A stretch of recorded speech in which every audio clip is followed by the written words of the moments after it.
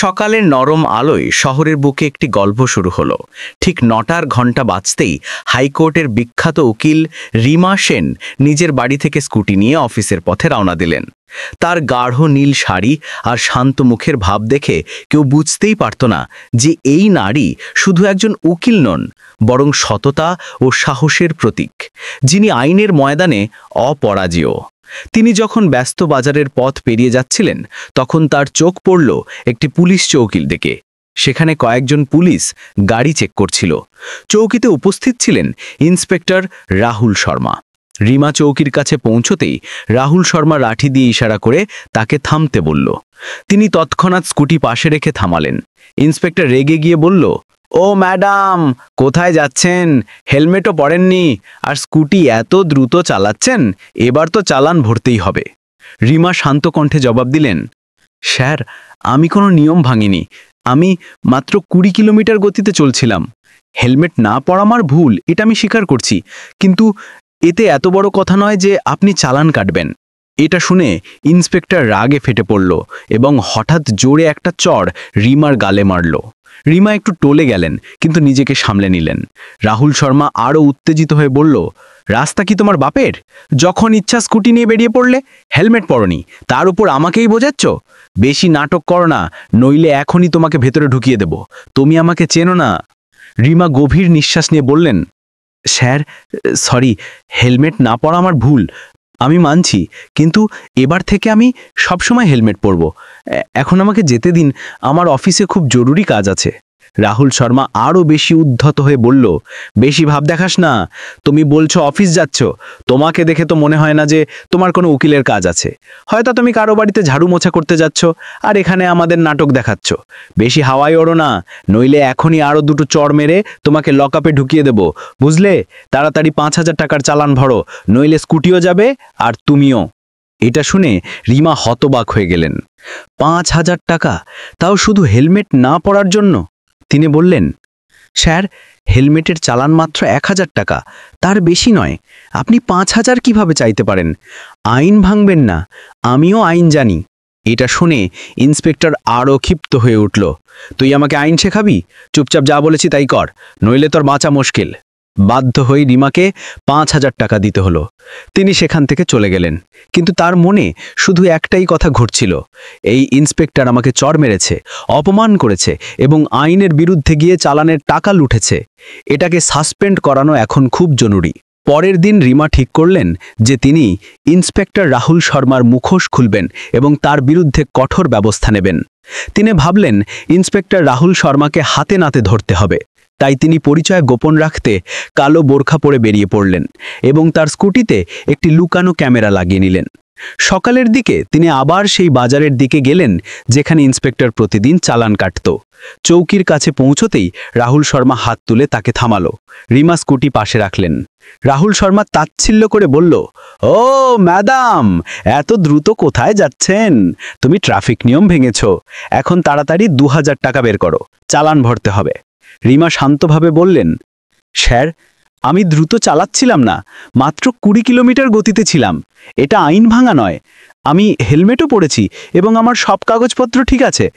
তাহলে আপনি কিসের চালান কাটবেন? আমি কোনো চালান দেব না। রিমা তৎক্ষণাৎ তার সব কাগজ দেখালেন, তাতে কোনো ভুল ছিল না।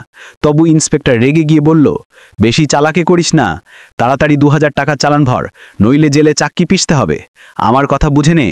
এই বলে সে রাগে আরেকটা চড় রিমার গালে মারল। রিমা চড় খেয়ে মনে মনে ভাবলেন, এখন তো এটাকে সাসপেন্ড করানো সহজ হবে, কারণ ক্যামেরায় সবকিছু রেকর্ড হয়ে গেছে। এর কোনো ধারণাই নেই যে এর কুকীর্তির পুরো প্রমাণ আমার কাছে আছে। আজ এর বাঁচা অসম্ভব। ইন্সপেক্টর আরও চেঁচিয়ে বলল, রাস্তা কি তোর বাপের? যখন ইচ্ছা স্কুটি নিয়ে বেরিয়ে পড়লে, হেলমেট পরনি, তার উপর আমাকেই বোঝাচ্ছ?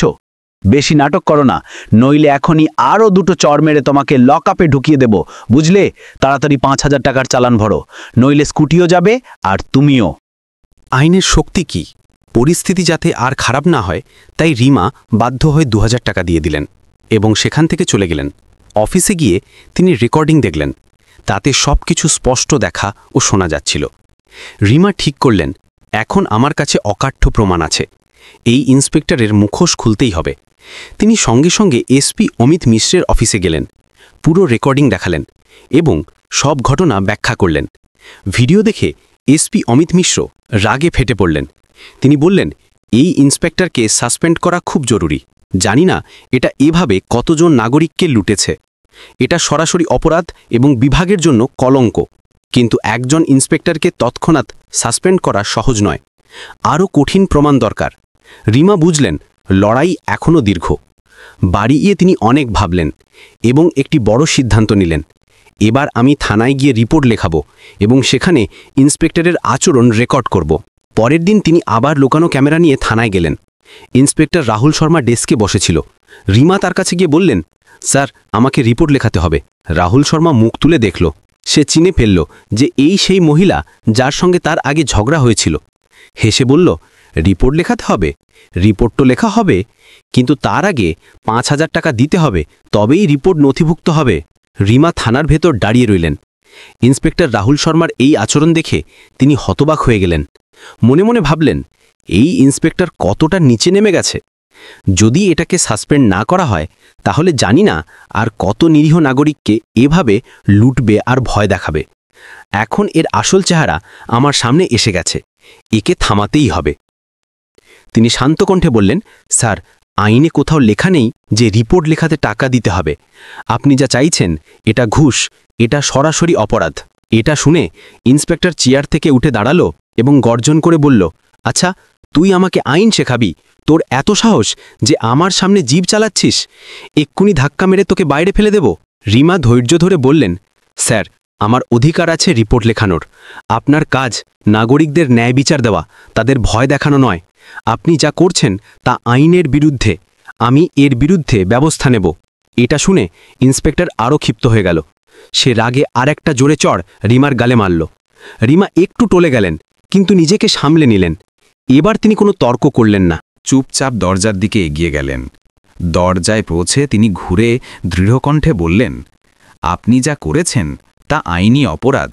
এর শাস্তি আপনাকে খুব শিগগিরই পেতে হবে। এই বলে তিনি থানা থেকে বেরিয়ে গেলেন। ভেতরে দাঁড়িয়ে থাকা ইন্সপেক্টর কিছুক্ষণ তাকিয়ে রইল। সে মনে মনে ভাবছিল, এই মহিলা কে? বারবার আইনের কথা বলে। এত সাহস কোথা থেকে আসে এর মধ্যে? কোথাও বড় কোনো উকিল নয় তো? কিন্তু সে বেশি গুরুত্ব দিল না এবং ফিরে গিয়ে চেয়ারে বসে তার রোজকার কাজ শুরু করল। এদিকে রিমা থানা থেকে বেরিয়ে গভীর নিঃশ্বাস নিলেন। এখন তার কাছে 3টে কঠিন প্রমাণ ছিল। রাস্তায় অবৈধ চালান ও চড় মারার ভিডিও, আবার 2,000 টাকার লুট ও দুর্ব্যবহারের প্রমাণ, এবং থানার ভেতর ঘুষ চাওয়া ও চড় মারার রেকর্ডিং। তিনি সোজা এসপি অমিত মিশ্রের অফিসে গেলেন এবং সব রেকর্ডিং তার সামনে রাখলেন। ভিডিও দেখে এসপির মুখ রাগে লাল হয়ে গেল। তিনি টেবিলে হাত মেরে বললেন, ব্যাস, এখন আর বাড়াবাড়ি হয়েছে। এই ইন্সপেক্টর শুধু দুর্নীতিবাজ নয়, আমাদের বিভাগের ওপর কলঙ্ক।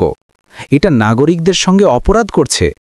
যদি এমন পুলিশকর্মী থাকে তাহলে জনগণের ভরসা চিরকালের জন্য ভেঙে যাবে। রিমা দৃঢ়কণ্ঠে বললেন, স্যার, এখন প্রমাণ আপনার সামনে, এবার তো ব্যবস্থা নেওয়া জরুরি। এসপি অমিত মিশ্র তৎক্ষণাৎ আদেশ দিলেন, ইন্সপেক্টর রাহুল সরলার সাসপেনশন লেটার তৈরি করো। অফিসের পরিবেশ হঠাৎ গম্ভীর হয়ে গেল। কর্মীরা তৎক্ষণাৎ নথি তৈরি করল। রিমা তৃপ্তির নিঃশ্বাস নিয়ে দাঁড়িয়েছিলেন। তার মনে শুধু একটাই ভাবনা, এখন ন্যায় পাওয়া যাবে। এই ইন্সপেক্টর আর কোনো নিরীহ মানুষকে কষ্ট দেবে না। কিছুক্ষণ পর সাসপেনশন লেটার তৈরি হয়ে সামনে এলো। এসপি হাতে নিয়ে বললেন, এই লেটার এখন আদালত পর্যন্ত যাবে, সেখান থেকেই এর চূড়ান্ত আদেশ হবে। রিমা মুচকি হাসলেন। তিনি জানতেন ন্যায়ের পথ দীর্ঘ, কিন্তু এখন জয় তাঁরই হবে। রিমা সেন যখন এসপি অমিত মিশ্রের অফিস থেকে বেরিয়ে বাইরে পা রাখলেন, তখন তার মনে একটাই সংকল্প ছিল, এবার এই লড়াই শেষ পর্যন্ত যাবে, এবার ন্যায় নিশ্চিত হবে। সাসপেনশন লেটার তৈরি হয়ে গেছে, কিন্তু চূড়ান্ত আদেশ আসতে হবে হাইকোর্ট থেকে। আর সংযোগ দেখুন, রিমা নিজেই ছিলেন হাইকোর্টের উকিল।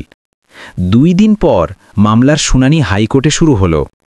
কোর্টরুম মানুষে ঠাসা ছিল, মিডিয়ার ক্যামেরাও উপস্থিত ছিল, কারণ এই মামলা এখন আলোচনার বিষয় হয়ে উঠেছিল। একজন উকিল বনাম একজন দুর্নীতিবাজ ইন্সপেক্টর। বিচারক এসে বললেন, কেস নাম্বার 436/2025, উকিল রিমা সেন বনাম ইন্সপেক্টর রাহুল শর্মা।